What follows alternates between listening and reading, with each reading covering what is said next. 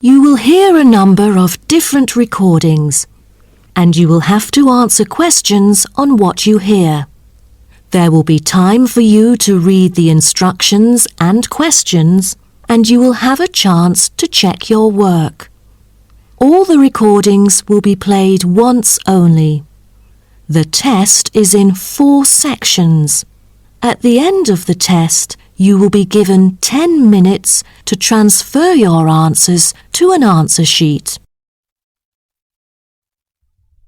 Now turn to Section 1. Section 1. You will hear a conversation between an agent from the Student Job Centre and a student who wants to find a part-time job. First, you have some time to look at questions 1 to 3.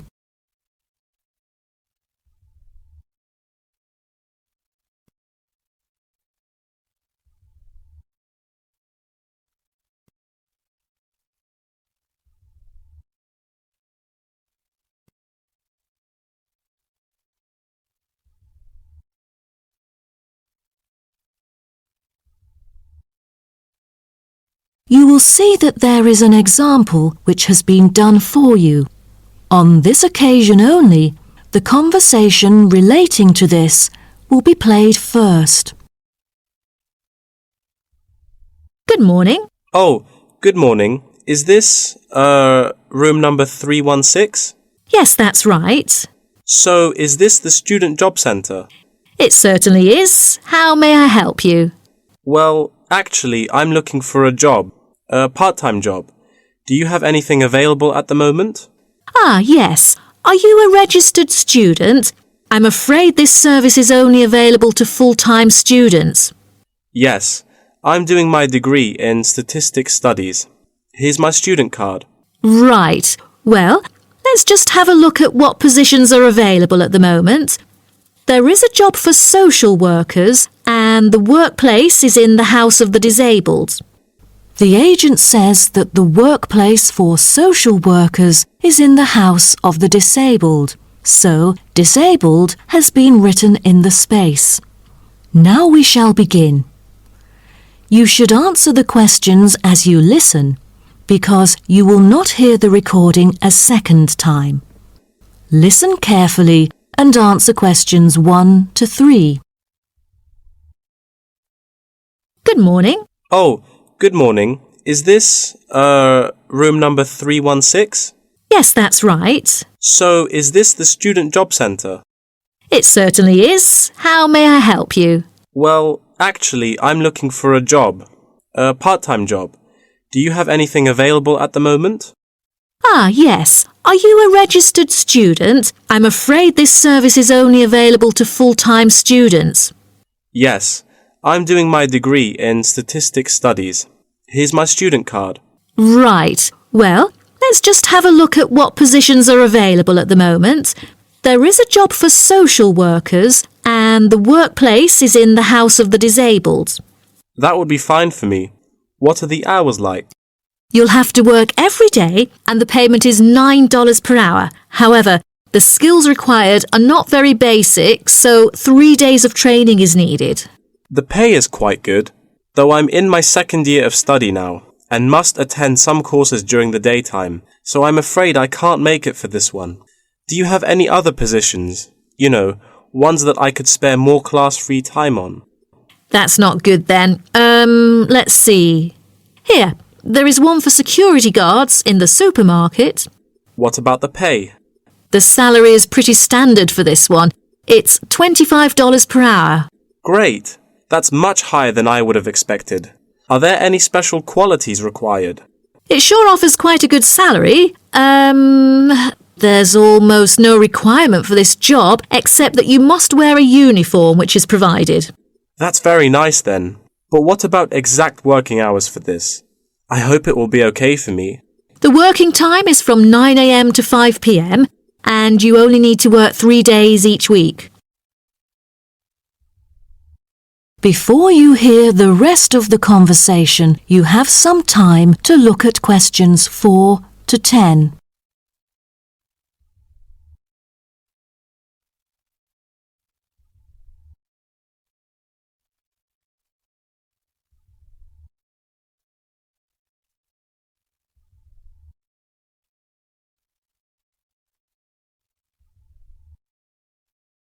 Now listen and answer questions 4 to 10. That sounds like fun, but unfortunately, I've got other arrangements during the weekdays, so that's not possible either, I'm afraid. Well, I think we do have something else for you. Yes, here it is. There is a vacancy for a van driving position in a furniture company that might suit you. What is the working time for this one? On the weekends? No, it's night work.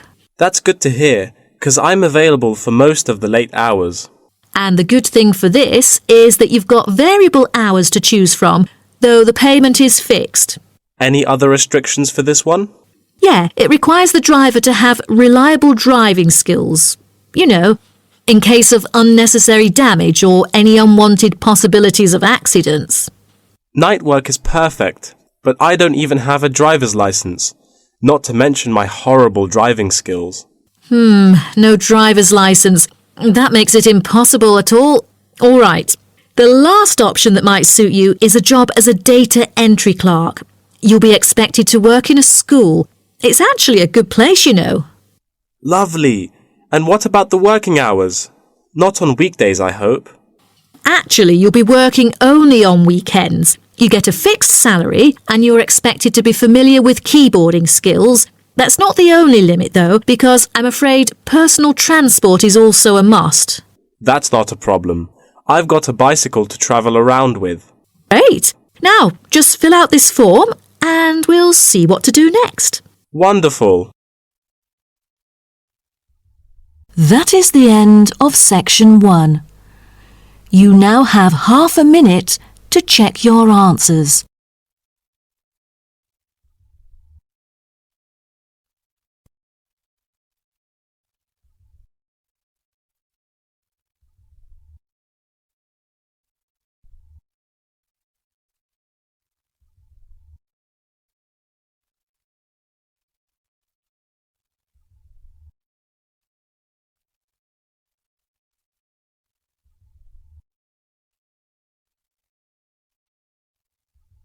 Now turn to Section 2. Section 2.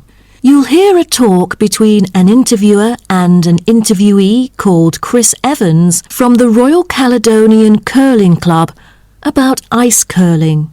First, you have some time to look at questions 11 to 16.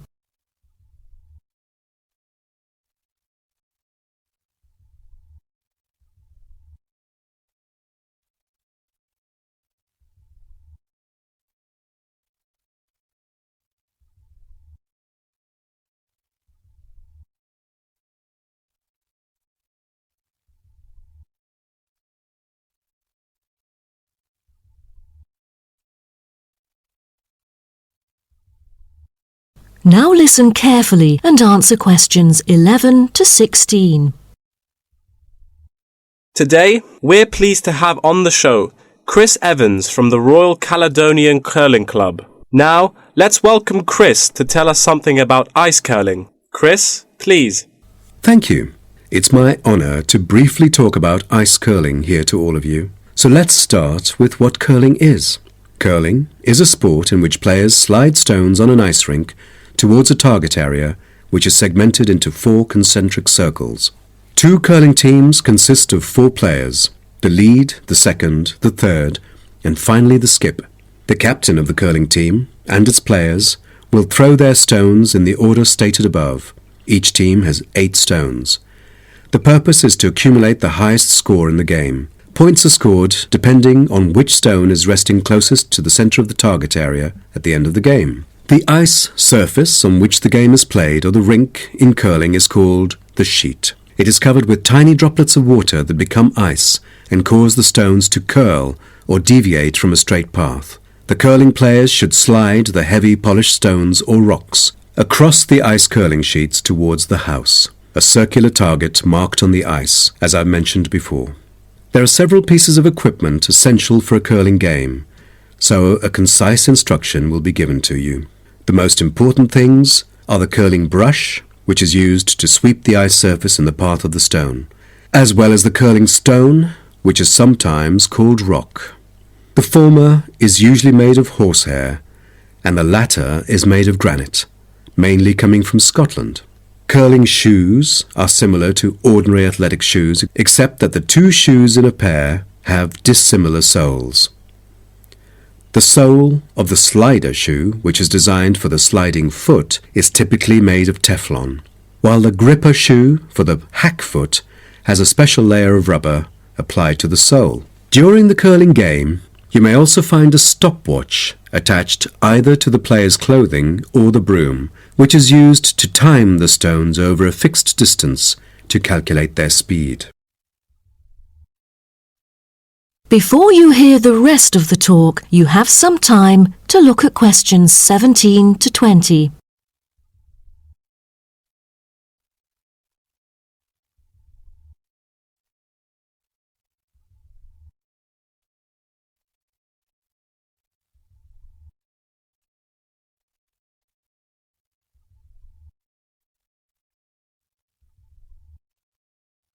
Now listen and answer questions 17 to 20. Now, a word about the development of curling clubs. Curling is thought to have been invented in medieval Scotland, and outdoor curling was very popular in Scotland between the 16th and 19th centuries, as the climates provided good ice conditions every winter.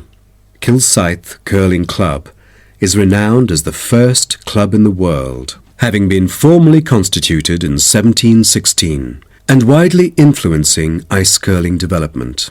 In Kilsyth today, both men's and ladies' sections are thriving, participating in all major competitions and having won championships in the British Open in the past.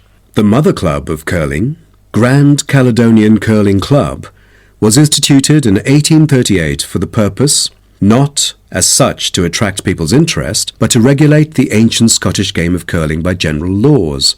With these official rules, the young curlers could be trained in a more professional way. By 1842, the new national club had sought to obtain royal patronage, and it has ever since been known as the Royal Caledonian Curling Club. However, many sports, such as athletics and tennis, were frowned upon as being too recreational and not practical enough. So the Crown banned them by law during the 1300s, in the hope that men would instead practice the archery skills that were seen as vital to the country's defence, and the ban was lifted in the 17th century. So, do you know the reason for curling being kept during the 16th century? Is it because it was so popular, or because people from all ages like children could play it? The spirit of curling dictates that one never cheers mistakes, misses, or gaffes by one's opponent. And most importantly, all the team members should strictly follow the instructions of their captain, which is essential for men in battle. Curling was brought to Canada from Scotland, and some curling was played informally before 1800. Curlers often used iron curling stones made from melted materials such as cannonballs rather than granite until the early 1900s, because there were transport problems importing granite stones from Scotland. That is the end of section 2. You now have half a minute to check your answers.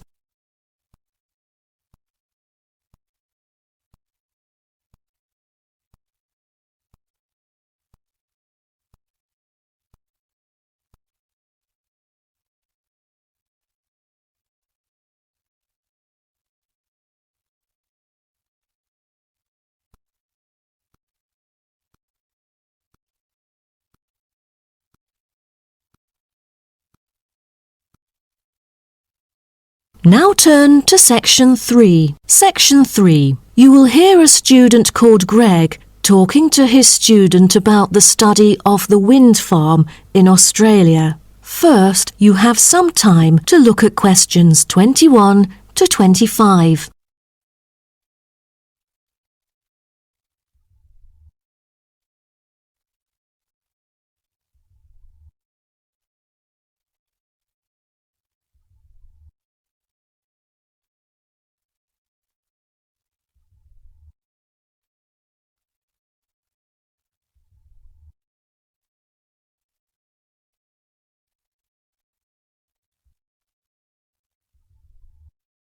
Now, listen carefully and answer questions 21 to 25.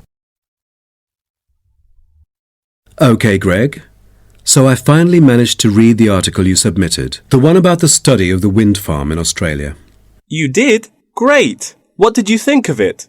Yeah, I was a little confused at first because of the background information you failed to present on the paper. I mean, it's kind of important for you to give some general knowledge before you start actually writing on the main theme. Oh, I was thinking of doing that during the presentation session. But now that you have mentioned it, I could add it to the beginning of the essay. I've done some research on that, to think about the different ways that people use wind. Wind is one of our cleanest and richest sources of power, as well as one of the oldest. Windmills began to be used in ancient Iran back in 7th century BC. They were first introduced to Europe during the 1100s, when armies returned from the Middle East with knowledge of using wind power. For many centuries, people used windmills to grind wheat into flour or pump water from deep underneath the ground. During the 1970s, people started becoming concerned about the pollution that is created when coal and gas are burned to produce electricity. People also realized that the supply of coal and gas would not last forever. Then, wind was rediscovered and carried out into research for the first time. Greg, why don't you just put all that information together and present that in the introduction part of your essay? Okay, I'll do that. What also intrigued me was that there were disadvantages about a wind farm. You see, all the conventional green scenarios for reducing carbon emissions include a dramatic upscaling in renewable power generated by wind, both on and offshore. However, the environmental impacts of this large-scale industrial deployment, both of turbines and power lines, frequently in relatively natural areas, are often neglected by climate campaigners. For example, wind turbines have the reputation of generating noise as well as electricity. So as more electricity is produced, they can be really noisy. Another thing is that some new turbine blades kill a worrying number of birds, especially large birds like raptors. But there must be a bright side, right? Yeah, of course. According to figures pulled together by consultants of the Intelligent Energy Systems using data from the Australian market operator, wind energy accounted for 50% of demand in the state. That's half of the power source. Besides, this one unexpected outcome really attracts lots of visitors and helps the local tourism. That's good to hear. Before you hear the rest of the talk, you have some time to look at questions 26 to 30.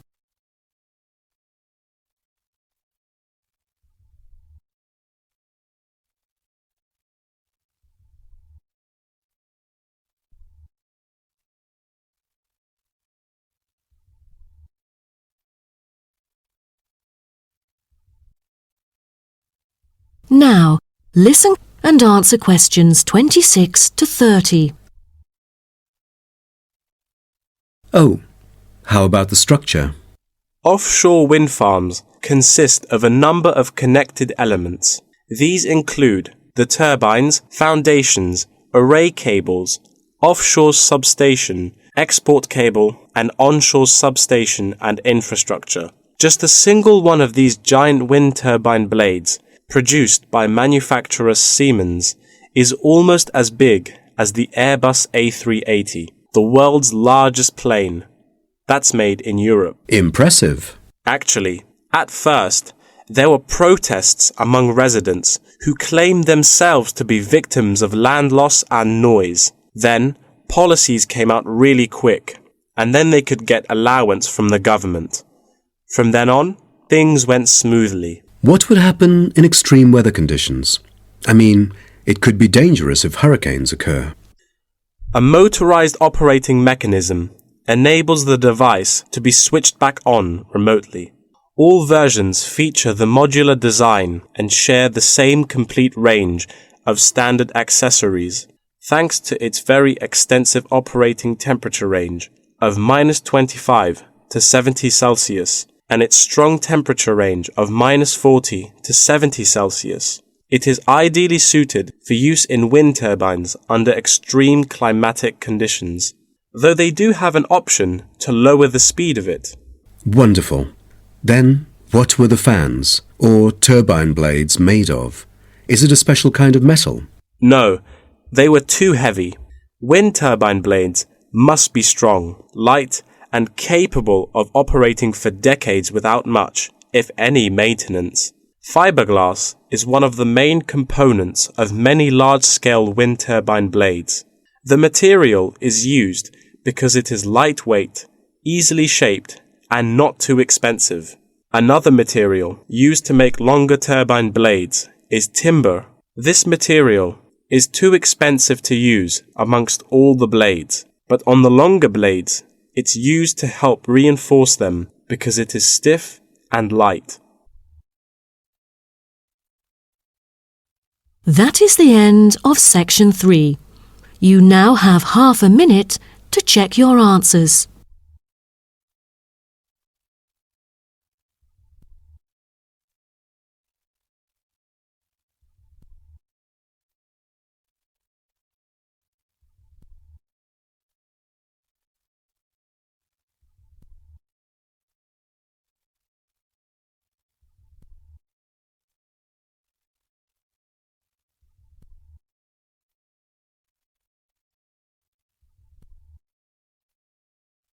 Now turn to section 4. Section 4. You will hear part of a lecture about tea tree oil. First, you have some time to look at questions 31 to 40.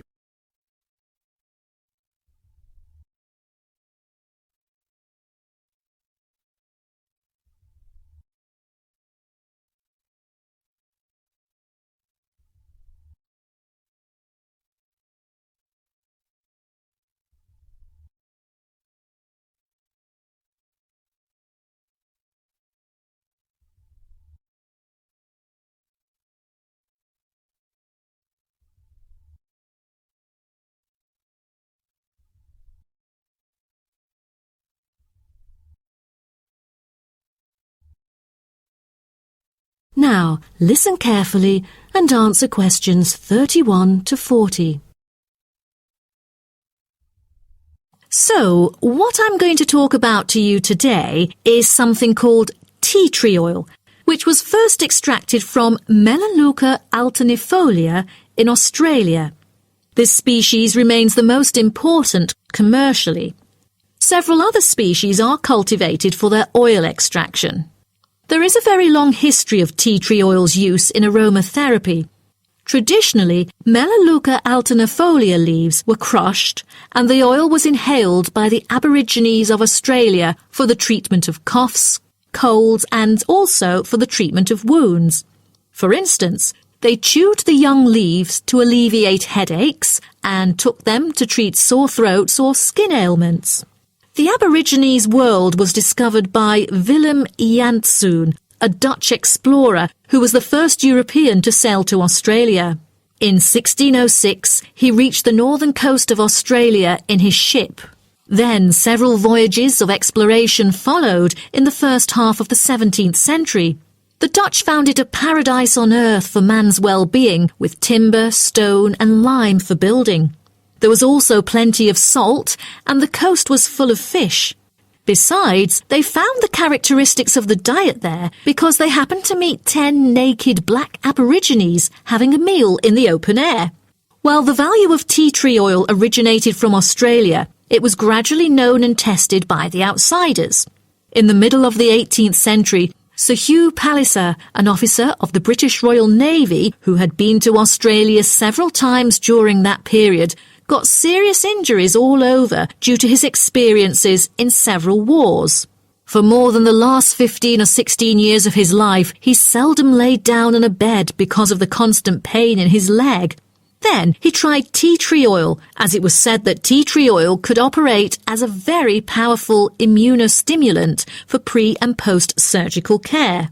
The use of the name tea tree, also called paper bark trees, probably originated from Captain James Cook's description he made soon after he had arrived at the coast of New South Wales in 1770. At the time, he witnessed some Aborigines of Australia using one of the shrub's leaves to make an infused drink in place of tea. In the 1920s, some human clinical research and the documentation of many benefits associated with tea tree oil were credited, which were made by Dr. Arthur Penfold, an Australian government chemist. He investigated the business potential of a number of native extracted oils, then reported that tea tree oil was promising as it exhibited powerful antiseptic properties. But after World War II, the entry of antibiotics declined the use of natural products in medicine, which had a negative effect on the production of tea tree oil.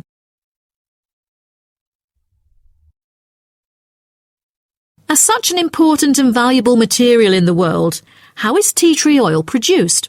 I think most of you are curious about this. Tea tree oil can be extracted in some different ways, but the most traditional way is steam distillation. Once harvested in winter, when the amount of required essence in oil meets the needs for production, the finely cut trees are transported to a steam distillation facility. The extraction is made by distilling the leaves in specially designed stainless steel stills along with the stems to yield pure oil. The water-filled boiler is heated and constantly monitored to maintain the correct temperature. Both the steam and oil evaporate and then condense as they run through a pipe into the collecting container where the oil floats to the lid, while the water, because of gravity, goes steadily out the lower exit pipe. At the end of the hour, the oil is siphoned off through the upper pipe, while the condensed steam floats through the lower pipe towards the ground. At the end of each distillation, all the spent plant material is hauled out of the still pot by hand with a short rake, piled onto a trailer and spread where required as a thick woody mulch. That is the end of section 4. You now have half a minute to check your answers.